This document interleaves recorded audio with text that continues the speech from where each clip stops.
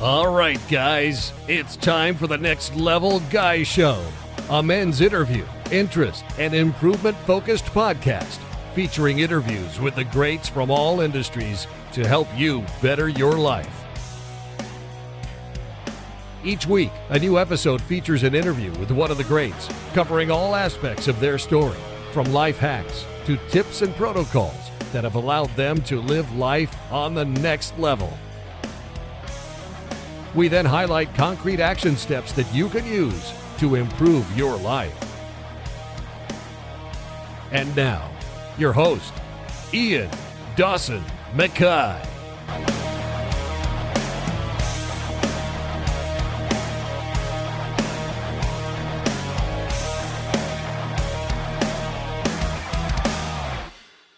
Take charge of you. You are 100% in charge. Don't stop learning. Don't stop looking. Don't stop exploring. And that's a quote from today's guest, Dr. Joseph Dituri, otherwise known as Dr. Deep Sea. He's a Navy diver, hyperbaric pioneer, and a brain rebuilder. But what happens when a Navy diver and hyperbaric researcher locks himself underwater for 100 days to heal his brain? The man who went deep to think big. Meet Joseph Dituri. He's known as Dr. Deep Sea. He's a retired US Navy commander, hyperbaric researcher, and pioneering force at the intersection of undersea science, brain health, and space exploration. With over 28 years of elite military service, he specialised in everything from saturation diving to submersible design, leading special operations that pushed the boundaries of human endurance. But his most radical mission was spending 100 days living underwater to study the effects of hyperbaric pressure on the human body and brain, an experiment designed to unlock better treatments for traumatic brain injury, PTSD, and even prepare the human body for life on Mars. The results were nothing short of revolutionary. Now, as president of the International Board of Undersea Medicine and CEO of the Association for Marine Exploration, Dr. Dituri is using science to heal, especially for veterans.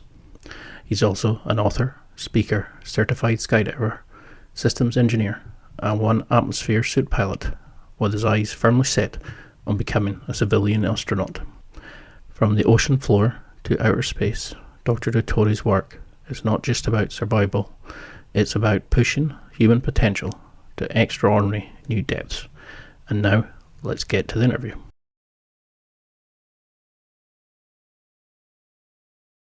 Well, thank you so much for coming on the show. It's an honour. I think I know you. I feel like I was down there with you for the 100 days. I kept checking in what you were doing.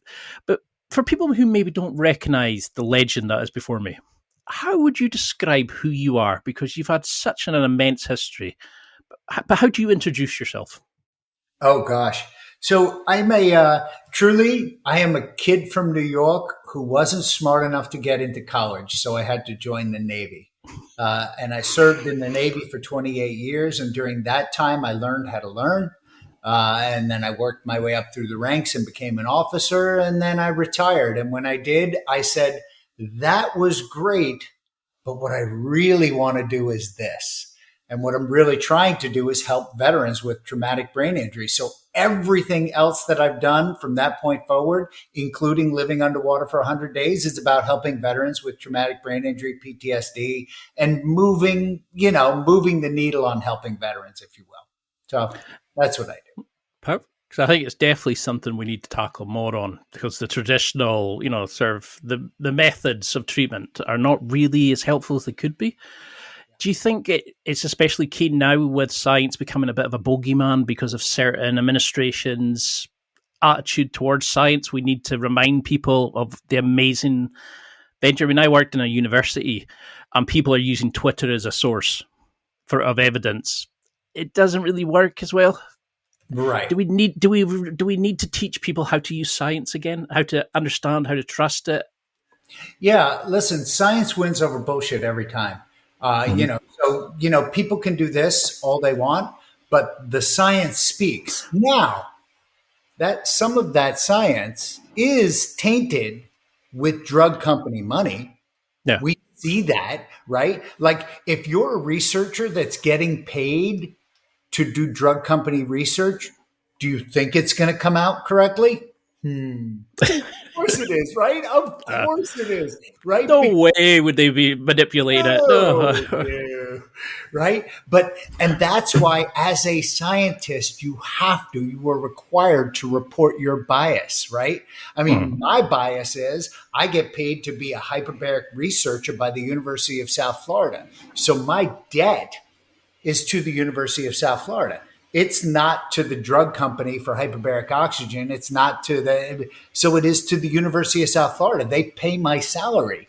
So if that's the case, then my science can be like, okay, it's got to be correct. We do all the observational steps of science, all the steps in the right order, and we do the best thing that we can do. Now, listen, the other thing, and this frustrates me, we had a man that said that I am science. To question me is to question science. And I said, so that's exactly the opposite of what you do.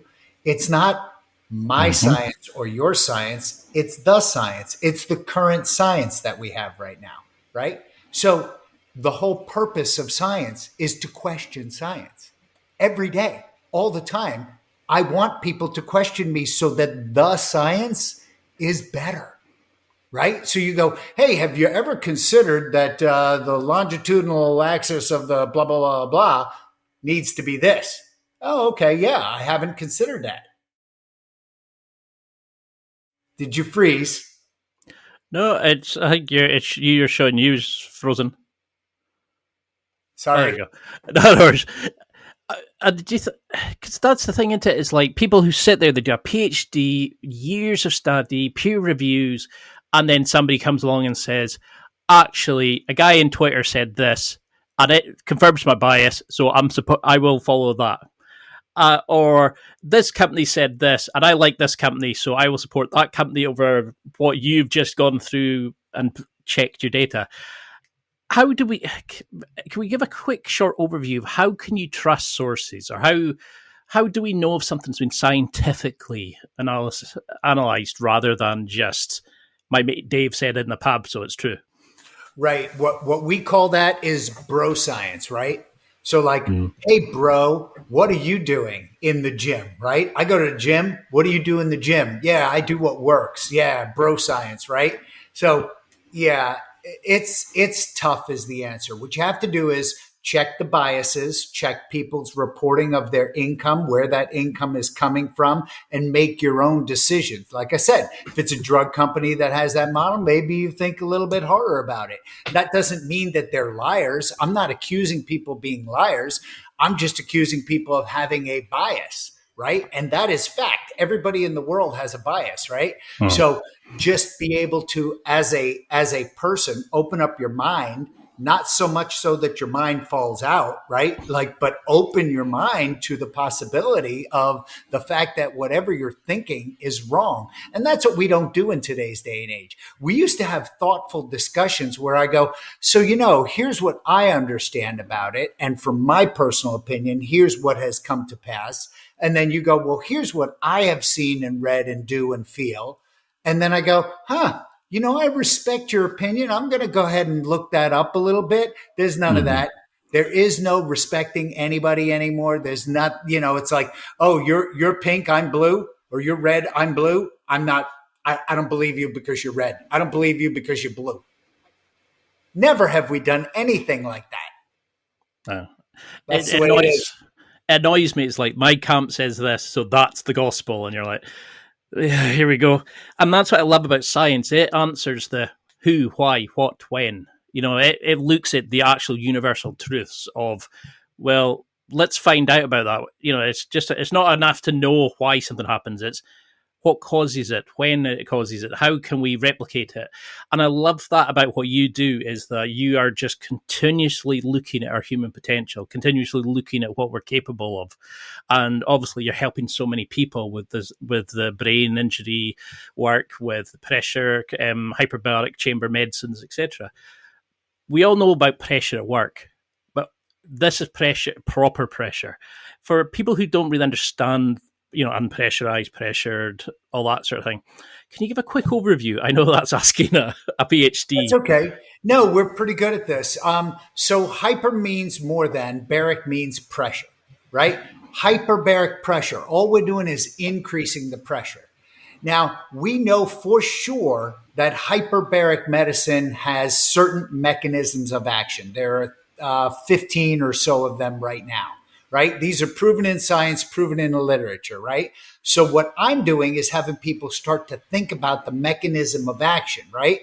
So if you're looking for a powerful anti-inflammatory, hyperbaric medicine is one of those things, right? If you're looking for a powerful neurotransmitter reducer or increaser of interleukin, or, there are a whole bunch of mechanisms that we know work.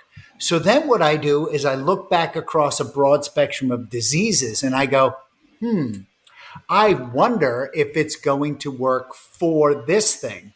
This thing is a disease of inflammation. Hyperbarics is a powerful anti-inflammatory. Maybe. And then we apply the science and we push forth and we see if it bears out. Like I said, it's not my science, it's the science. Either it works or it doesn't work. Either the mechanism of action is correct or it's not. And then the results will carry forward and we'll go, wow, this works. My thing is, I don't want people to use it for things that it's not going to work for, right? I don't want people to use any science for things that it's not going to work for. But science wins over bullshit. Just keep doing that science and it'll come out the backside, right? I think that was going to be the title of this, because I love that people say, oh, but I don't trust science. And you're like, but science tells the truth. Yes, there's bias either way, but you can't, the science teaches you what actually happens, not just what you want it to be. How does it affect us by going, into the water, into space? How do we understand the G forces and the pressures that, say, that you're under, or deep sea divers go under, and when we go into aircrafts and astronauts, etc.? Yeah, so astronauts are not under pressure. They're in a zero gravity situation, which kind of messes with them a little bit, but they're not under pressure. So they are at the same pressure you and I are at, unless they're on an EVA or a walkabout in space, if you will. If they are, they're under much less pressure than we're at right now. But what we're doing is we're increasing that pressure. So when you increase that pressure to be a diver, to be a scuba diver, it's the same thing as being in a hyperbaric chamber, basically. It's just what you're breathing that's slightly different. And like I said, I'll give you a for instance. There was once a time, remember, science is always changing. There was once a time where we believed that we need to do placebos. You understand what a placebo is? I think your audience would understand what a placebo is. I have to try and fake you into believing that you're taking the medicine that I'm giving you so that I can figure out whether this works or not, right? So if I give somebody the oxygen at pressure, I was using a placebo, science was using a placebo that was at 1.3 ATA, right? 1.3 times the pressure that we're at, where the drug was 2.0 times the pressure we're at 100% oxygen, and this at 1.3 was on air. Well, what happened was this group, the oxygen group, got statistically significantly better. Then the placebo group got almost statistically significantly better. So what did we do as scientists? We threw out the entire program and we said, yeah, it just doesn't work because everybody just got better. So we just assumed that they got better spontaneously. Whoa. So I have a PhD student. This guy went in, actually did flow cytometry looking at stem cell proliferation and found out that when you're in 1.3 on air, that you double the number of circulating stem cells. But when you're at 2.0 on oxygen, you 8 times the number of circulating stem cells. Okay, but this placebo was psycho and physiologically active. This is the change in science. And we go, oh, we've been doing it wrong. Shoot, we have to do it different, right? So this is the change in science, that we thought this, we made a mistake. Oops, our bad, right? We're scientists. We don't know what we're doing. Everybody thinks we know. We don't know until the data tells us. I mean, we have these preconceived notions, but our job as scientists is to just basically disprove our own preconceived notion. That's the purpose of science. Yeah. Because I've had friends who have used hyperbaric chambers. My brother-in-law broke his leg, and I think they were getting him to go in pressurized to take the weight off his leg to give him to boost his healing. I had a friend with multiple sclerosis, and he was getting the stem cell treatment. How like what's a range of treatments that they can offer at the moment? What kind of conditions would we normally facilitate that for? And why is it not a traditional medicine provided? Is it the cost? Is it the locations? Is it just lack of understanding by the medical industry? Well, okay. So I have great opinions on this, as you can imagine. Yeah. Hyperbaric medicine has been around for 362 years. Let me say that again. Hyperbaric medicine has been a medicine for 362 years. Before antibiotics, long before most traditional medicines that we have right now. We've been using it. Okay, great. I mean, it was instrumental in the flu of 1918. It was instrumental in treating leprosy. It was instrumental in treating many, many diseases, stomach conditions, right? Okay. That being said, in Joe's opinion, right, that's fact. In Joe's opinion, when we had the turn of the century and everybody moved to a drug company sort of a model, I opine that more people started thinking, well, I just want a pill. I'll take that pill and that pill will cure what ails me. I can take a non-steroidal anti-inflammatory, one pill or one pill a day, kloop, I'm done. Or I could lay in a hyperbaric chamber for an hour every day. Well, I'm going to take the pill, right? Because it's easy. So that's my opinion of what's going on. But remember, the facts are hyperbaric medicine has been around for 362 years, for crying out loud. It's crazy. Because that's what really bugs me is like they had to go and pay for this treatment. It wasn't like offered as part of a traditional healing modality. You know, it was just kind of, you have to go to different companies to do this. And thankfully, there is a local place near us that could do it. But it seems to cure so many people. Why is it the medical industry? Is it cost effective? Is it that they don't understand the true scope of the potential, like for brain injuries, for healing, for stem cells? Is it that they're, like you're saying, the cost effectiveness of it? Or is it that it's easier just to give a tablet and we can get through waiting lists a lot quicker? There's a profit model wrapped around drugs. And that's what I see. You prescribe a drug, you get paid to prescribe the drug. You get a little oomph for that when you're a medical doctor. You get nothing for hyperbaric oxygen, and it costs very little to administer. I'll give you a perfect example.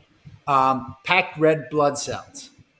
A bag of packed red blood cells is about the same cost as a hyperbaric treatment.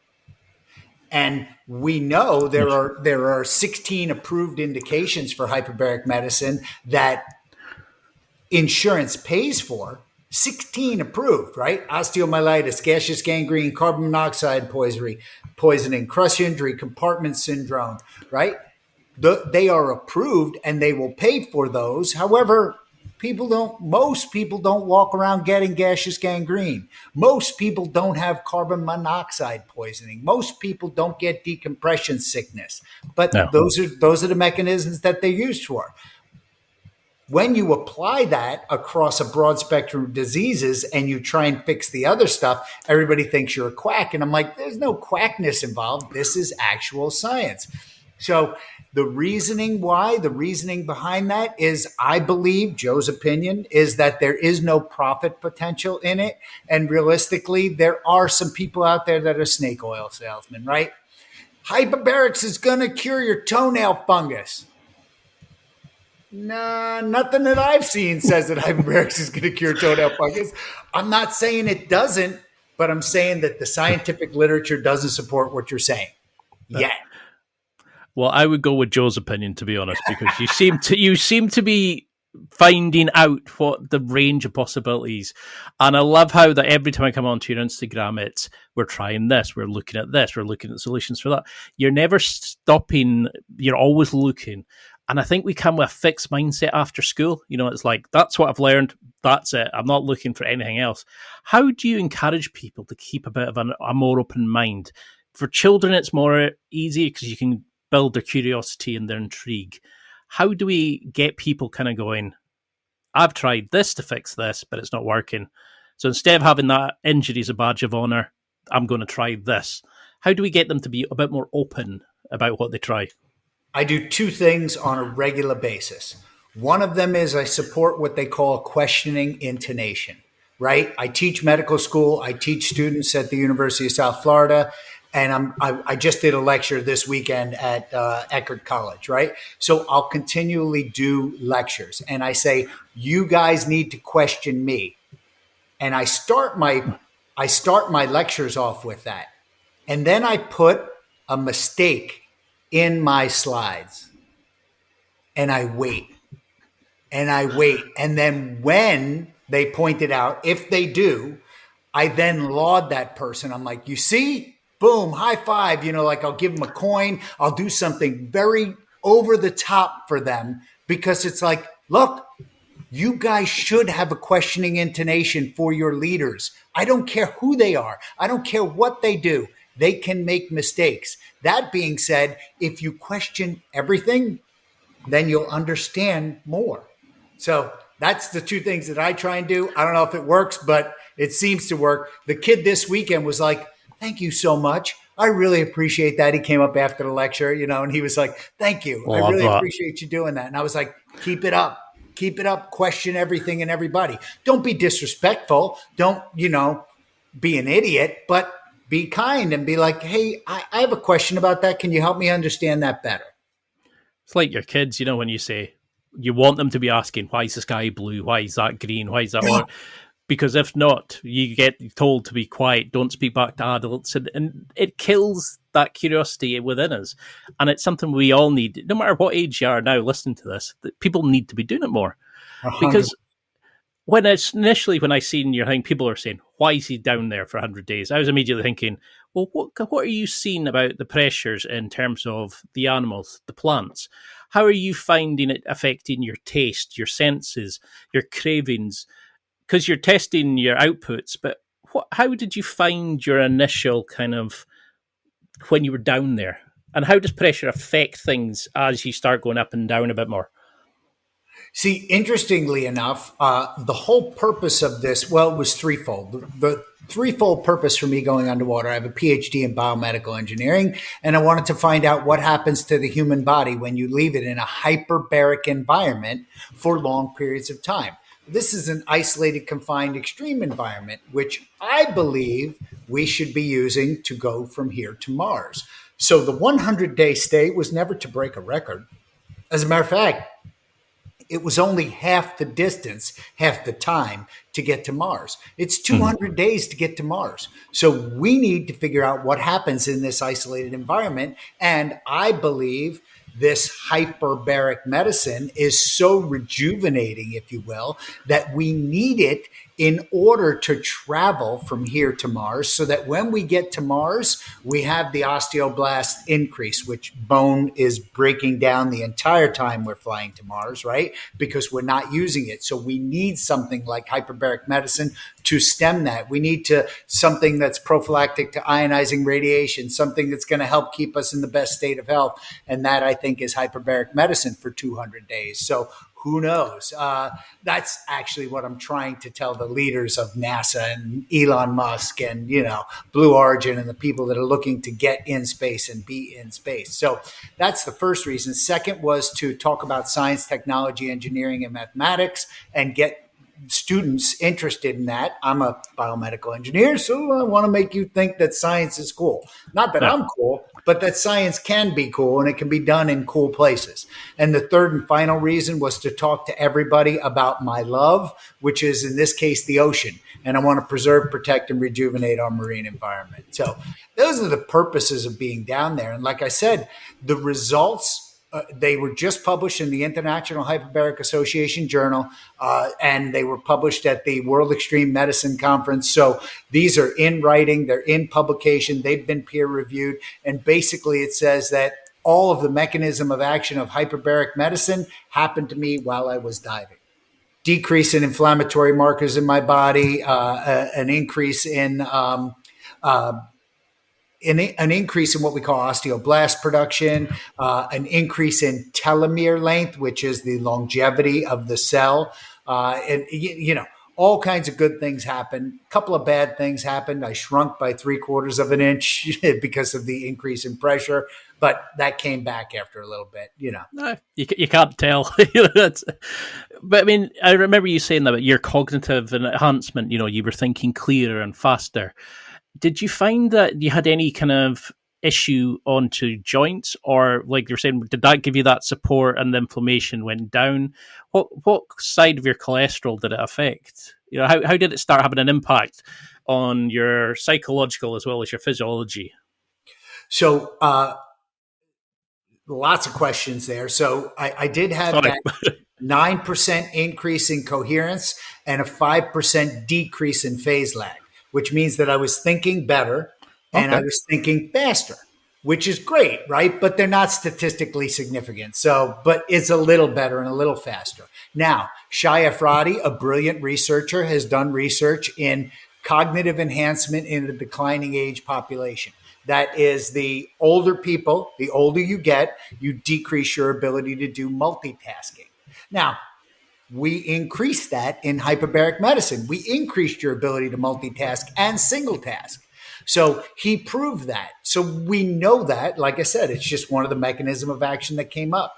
Now, all of these inflammatory markers and so forth, like I said, all the goodness that came from this hyperbaric pressure thing, basically what I'm trying to do is get the word out there that we can use this naturopathic medicine to make people better. And it does a whole bunch of things. And if we can just apply it, we can take things from off-label to on-label. I love that. It's like there's so many rabbit holes I'm trying to avoid going down because I find you so interesting, and there's so many just about your history, never mind what you've currently been doing. Let me ask you a silly question for your listeners. What's Viagra used for? For maintaining erections, but also the increasing blood flow. Right. So it's erectile dysfunction is what everybody thinks it's used for. What it's FDA approved for is as a cardiac drug, right? Yeah. Okay. So it's FDA approved here. Its off-label use is as a erectile dysfunction fix. Okay, great. Well, apply that to hyperbaric medicine. On label, there are 16 approved indications. Off label, there's about 30 approved indications, but that just means they're not going to pay for it. Who pays for your Viagra? Well, you do, right? That's just the way that it goes, right? Because if it's not on label, the drug company is not going to give it to the insurance company at that reduced cost and whatever. Right. But let's back up. My opinion on drug companies is that your health insurance has nothing to do with your health. That's just my opinion. They have nothing to do with your health, and then not because if they did, they'd pay for your gym membership. Because we know that when you go to the gym, you release interleukin 15, which is a powerful antiviral. Everybody should be in the gym. Everybody, not just because it's good for you to work out, and muscle builds everything in your body, and it's the single biggest thing that you can do for longevity. But because it releases that antiviral, that powerful antiviral.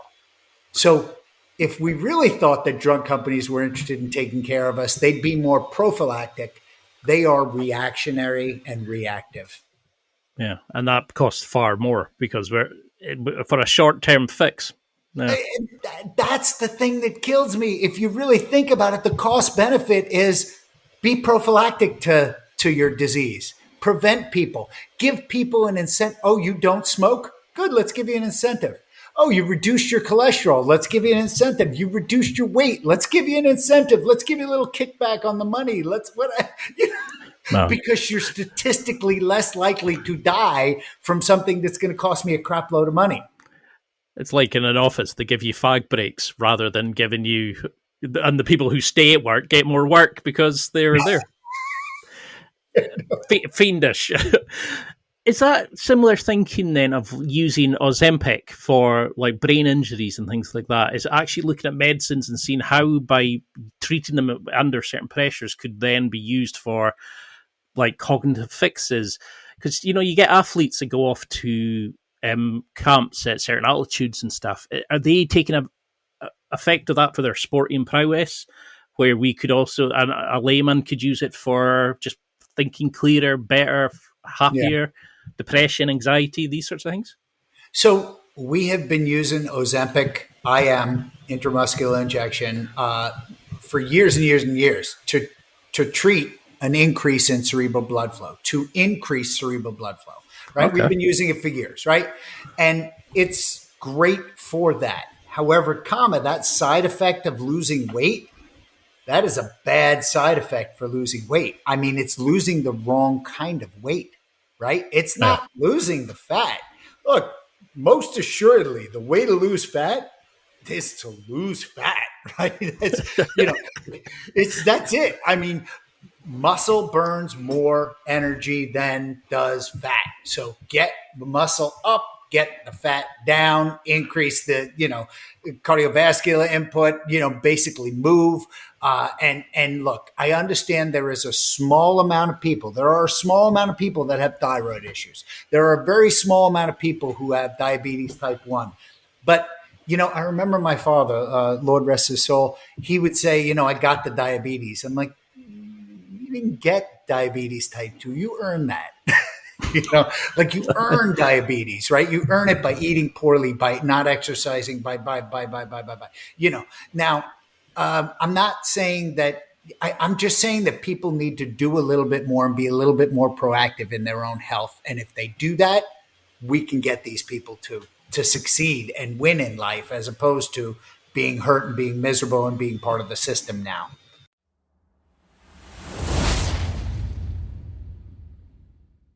It's time for a quick break. There are millions of potential products to buy, so how do you know which ones are worth your hard-earned money? Simple. You go to nextlevelguy.com/affiliates and explore those that will transform and improve your life. You'll find deals, listener exclusives, and special offers with some great companies. Recommendations are 100% honest and only on items Ian has tried or believes in. The companies showcased will make you a better man in all areas of your life. Simply go to nextlevelguy.com/affiliates and level up.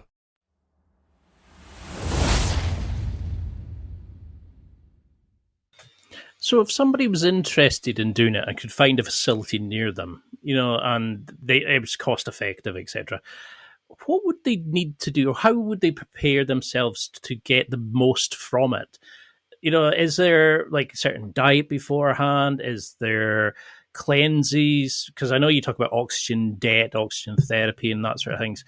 Right. How do we make sure that we are the prime piece of meat, basically, to go through this treatment? Yeah, no, that's a great question, and I tell people the same thing over and over. And I say, listen, you should be in a constant state of physical activity in some way, shape, or form daily. And that could mean if your physical activity is walking for a half hour, walk for a half hour, and that's fine. Do something every day. If you can get to the gym, get to the gym. You should be eating properly. And what's proper? Well, proper to me is not eating a bunch of CRAP, right? You're not eating garbage, right? You're not eating all of this processed, ultra processed food. I don't know what you think about the administration that has the health and human services people now in the United States, but they are onto something good, which is natural products only.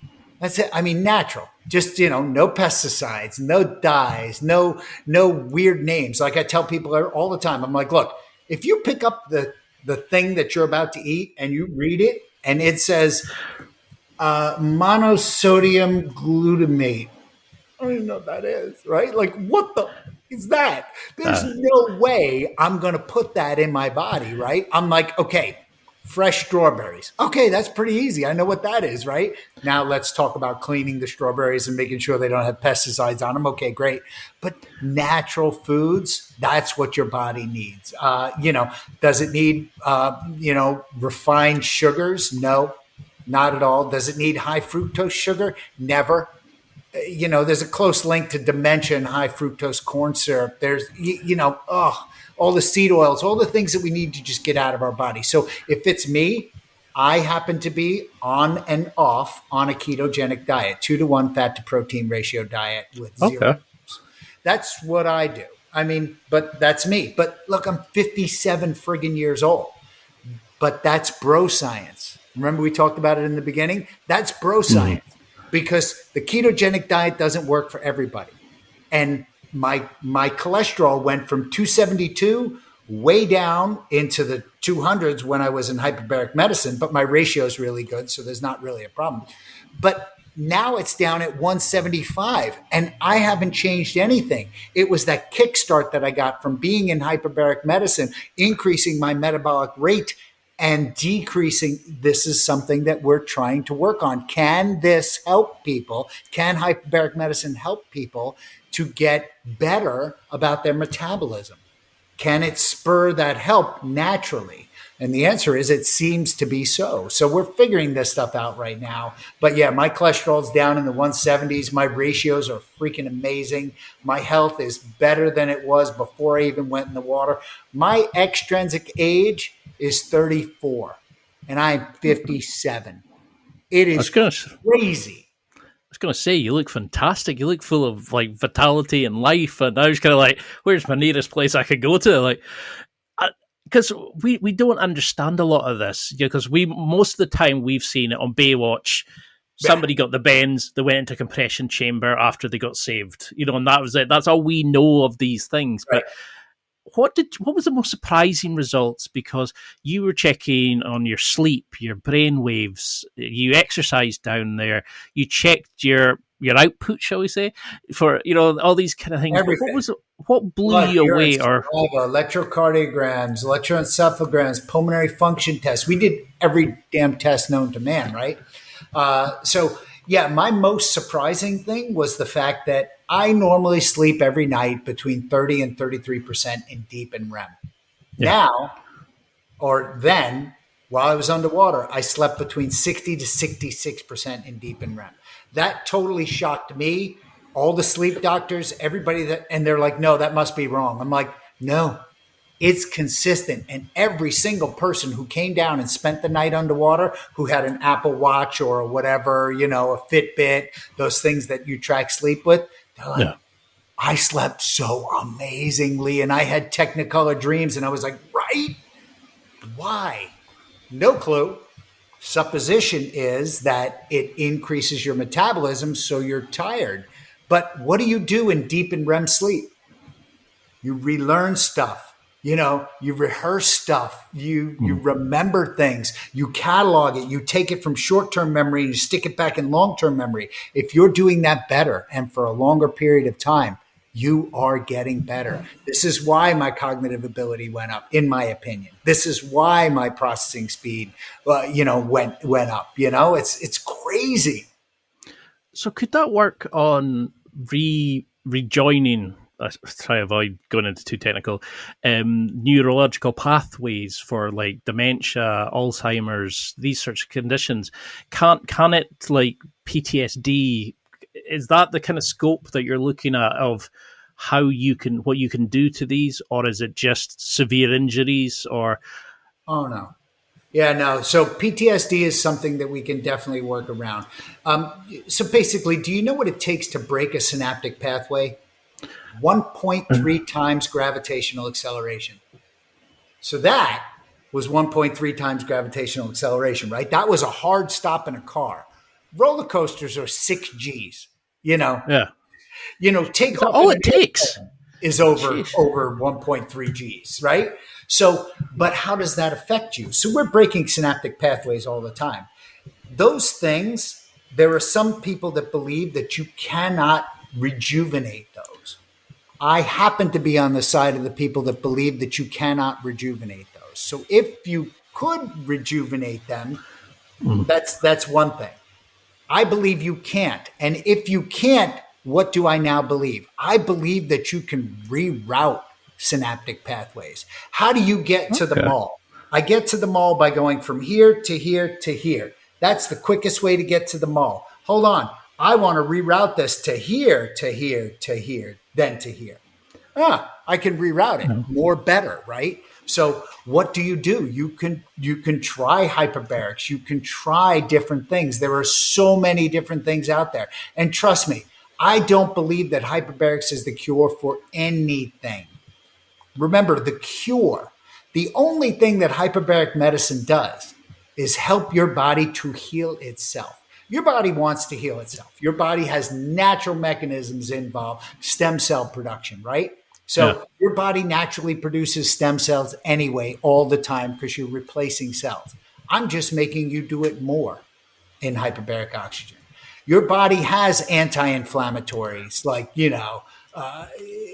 any of these anti-inflammatories like interleukin 23, it's a powerful pro-inflammatory cytokine, right? So that's high, it's higher in hyperbaric medicine, right? So that's the thing that quells your systemic inflammatory response, right? So your body gets to the point where it can heal itself. All you got to do is just give it a helping hand and help it on its way. I love that. I love how that we're just seeing the scope of that. This is where the money should be going. What's the scope and the range just now of your veteran trials? What you're doing at the university. How are you? Could you go into a little bit about that? Because I know we could talk a whole thing, a podcast on that, but because you're doing amazing work. But could you explain how and what you're doing with these the test subjects? Absolutely. The state of Florida and the legislature, Paul Renner was the Speaker of the House at that point. He gave the University of South Florida $28 million. Now, that came from the government, from the state government to the University of South Florida, saying, let's go find out what hyperbaric medicine really does. And we got enough money that we can do the largest clinical trial ever done in hyperbaric medicine. 420 people in our study. Never before. Usually hyperbaric studies are in the 30s, 40s, 50s. My PhD students are self-funding and they're doing it in the 15s, 20s, 30s. Some of them have gotten up to 100 because nobody's paying for this. The state of Florida said, we're going to pay for it and we're going to take care of our veterans. And we want to see what's going on because veterans are spending a lot of money and there's much ado. And some people are saying it's bad and some people are saying it's good. The answer is we don't know. Scientists at the University of South Florida, 38 of us, I know you see me, there's 38 of us. They're experts in the gut biome and the gut-brain connection. They're experts in psychology, psychiatry, neurosurgeons, neurologists. Everybody's on this. We're taking blood, urine, saliva, electrocardiograms, electroencephalograms, magnetic resonance, diffuse tensor imaging, feces studies. I mean, we're doing every single test known to man. And, we're out there doing the right science, right? So here we are taking 420 military veterans with mild to moderate traumatic brain injury, treating them in hyperbarics with a double-blind, randomized, placebo-controlled study because science is over bullshit, right? So we're trying to figure out whether or not this works. And everybody's like, well, you're on the side of hyperbarics. And I'm like, no, I'm not. I'm on the side of science. Because I want to see whether this works or not. And if it does, let's keep applying it. If it doesn't, let's stop people wasting their money on it, right? That's the bottom line. That's my goal in everything that we do and is being done in science. Does red light therapy work? Science wins over bullshit. Let's do tests on it. Does grounding work? Right? Does beamer mat work? Does the, structural energetic therapy, cognitive behavioral therapy, neurofeedback therapy, does that stuff work? We need to do the science on it to see. Now, I can make a couple of scientific assumptions and do a couple of observations, which is the first step in the scientific process, and then form some null hypothesis and go from there. But we need to apply this to a broad spectrum of these things that are coming out because everybody's got the wonder drug, right? Hey, if you take this, if you drink this 3 times a day, you're going to Yep. get more better. Really? Okay. Let's see. Let's see the science behind it, right? Now, here's also my feeling. I'm sorry, I know I'm rambling, but my feeling is very simple. When I had my traumatic brain injury, what did I do? And the answer is everything. Somebody said, hey, do you know that if you stand outside in the morning and face east and watch the sun rise and look at that orange light in the morning, that's better and healing and increases mitochondrial function? And I went, okay, not a lot of science behind that. However, is it going to hurt me to do that? No. Okay. Then I'm going to stand out, face east. I'm going to watch the sunrise. Why? Because I want to get better. And not looking for the pill, I'm looking for the get better. So the get better takes work, and you got to just try everything. So I did. I tried everything. That's why I'm on ice baths. That's why I'm on saunas. That's why, because it's better, right? And the data seems to be there. So I love your enthusiasm, and I wish, it's people like you that should be famous, not these bloody Kardashians and all these. It just frustrates me that people that do this amazing work. I mean, I've had people on here who have talked about red light therapy, grounding shoes, and all this. And I never know what's working and what's not. And it's like you're saying, we need more studies on this. So the problem is I'm a scientist, and I didn't do this in a very scientific manner because I was trying to fix myself. And I did everything. And my overall opinion on this is what worked best is the synergistic effect of everything.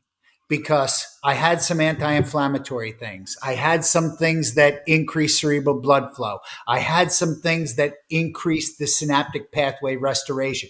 I had something, and all of this together worked. It worked. Now, do I care? Yeah, I kind of sort of care a little bit, right? Because I'd like to have the one or two things that work the best. However, I don't care because I'm better. I'm not only better, I'm back and better than I was before I started, right? So it's like, this is why I'm writing the book, Why My Traumatic Brain Injury is the Best Thing That Ever Happened to Me. Because people need to understand it's not the one thing or the two things or the three things. You have to heal like it's your freaking job. Because if you want to be the carrier of everything, right? Like I'm the guy, right? Who sits on my shoulder? The cat sits on my shoulder, the parrot, the bird, the kids, the dog, the chicken, everything in life sits on my shoulders in my life, right? It sits on my shoulders.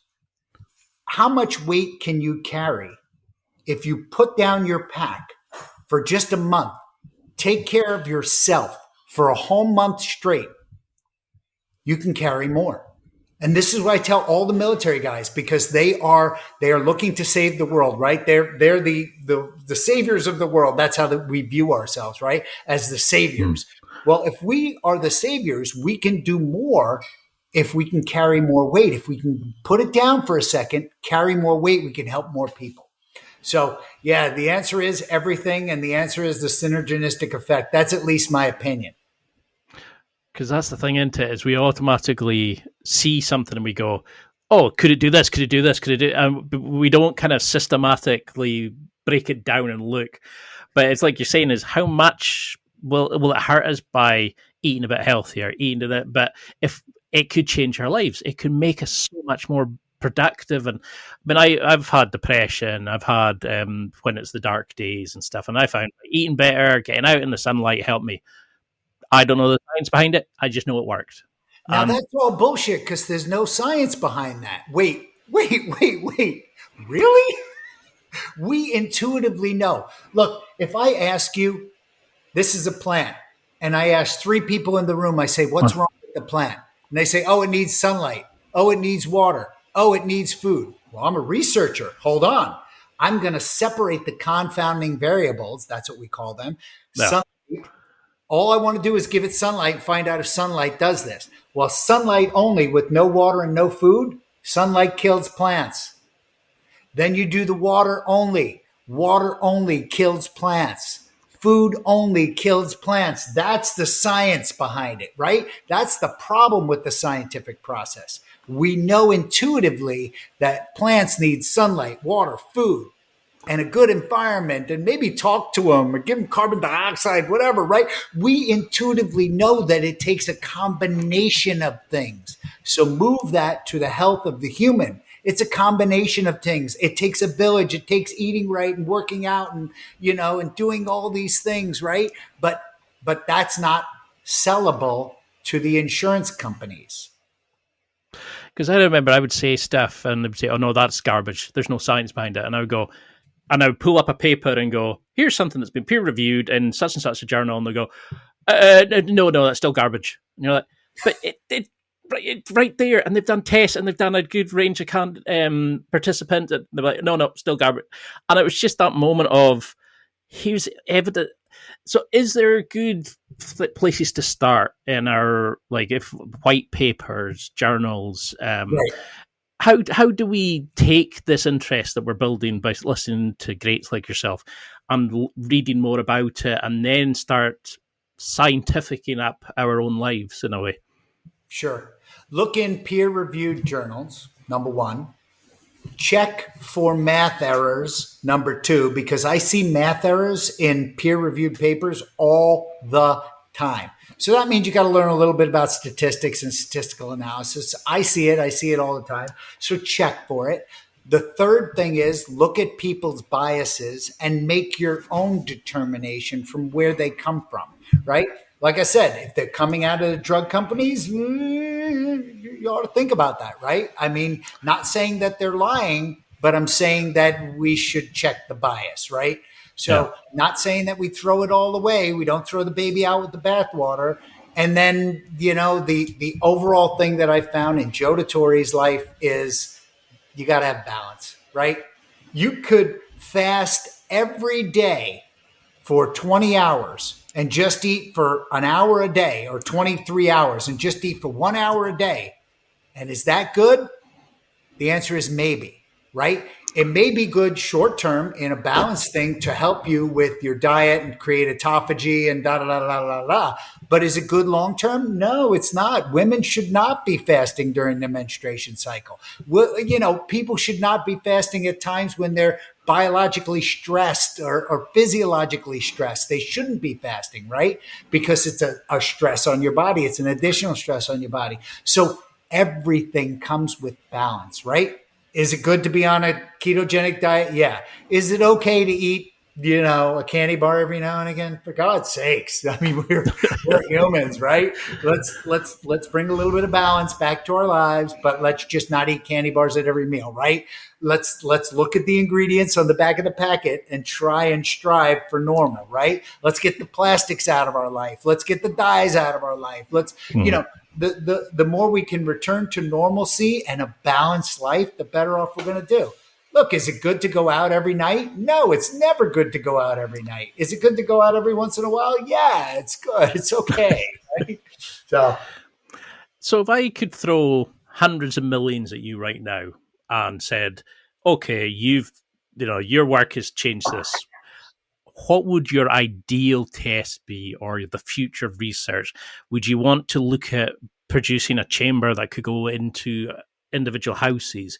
Would you be wanting to take everybody with any kind of mental health condition or brain injury and just treating them? Or how would you want to develop the research and how to allocate the funding that could come from that? At the University of South Florida, I'm the Assistant Vice President for Veterans Clinical Research. I would make a center which takes care of veterans, which brings the veteran in and looks at them as a holistic person from soup to nuts and wraps their arms around that person and makes them better.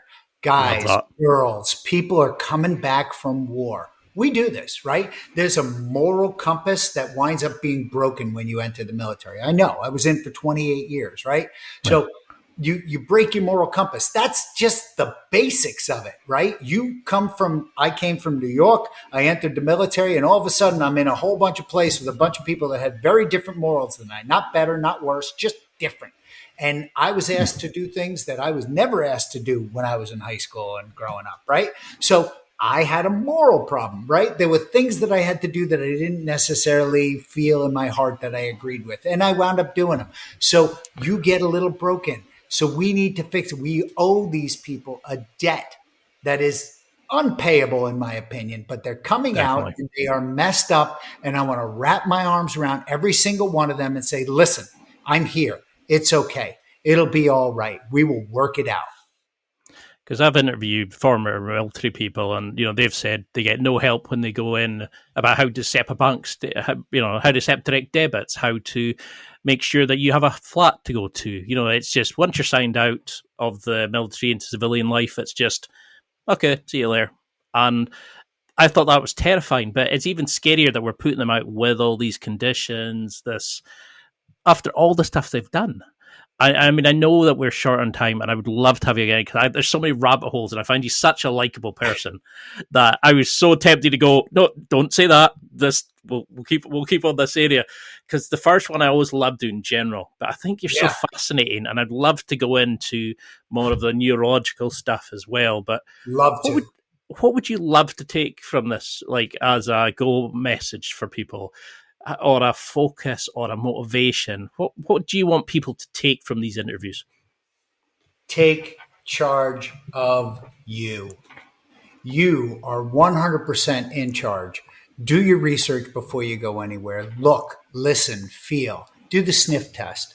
That doesn't make sense. Maybe it does. Do a little, become that inquisitive person. Have that questioning intonation on all the science, on anything, especially when it comes to you. You get a diagnosis, look at it, figure it out, figure out what the possible next steps are. Ask, just keep that information flowing. Don't stop learning. Don't stop looking. Don't stop exploring. I mean, this is what we do. We are humans. We are here for this ride. Now we're on a ride. Where we're going, who knows, right? But our job, our only thing that we can do is explore for our own life, explore for our own future, and explore for the life of the world that we're going to hand to the next generation. We better start taking care of people. I love that, because that's a brilliant message to end with. And it's we're now realizing that we can't just do the tried and tested. We can't be reactive. We've got to be proactive, like you've said in this. How can we follow this journey? Because I would like to say thank you for your service. Thank you for your service to fixing people, for healing people, for showcasing the wonders that these kind of measures and treatments can do.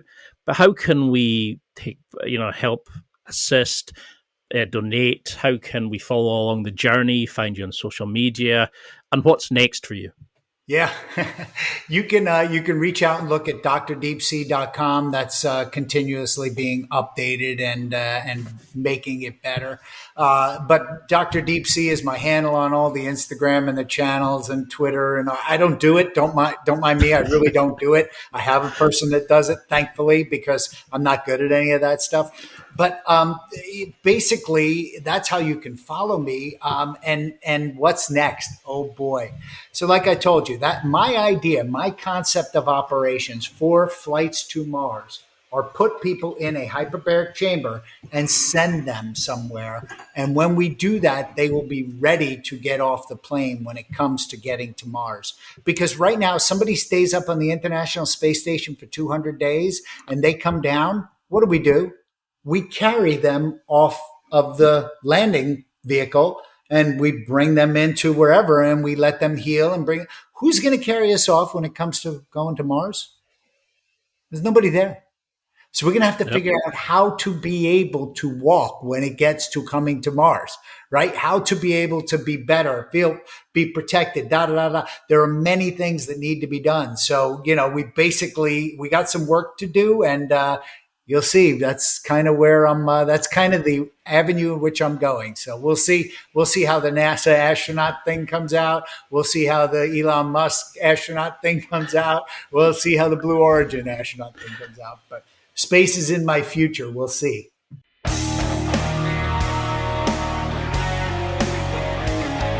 Well, that's it for another week. And thank you for listening. It's now time to take what you've learned and use it to develop and enhance your life with the key points mentioned.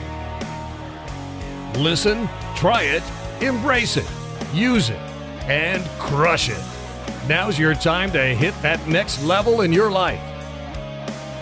If you liked this episode, then please leave a comment on the show notes or a review of the show on your podcast platform. Everything helps evolve the show.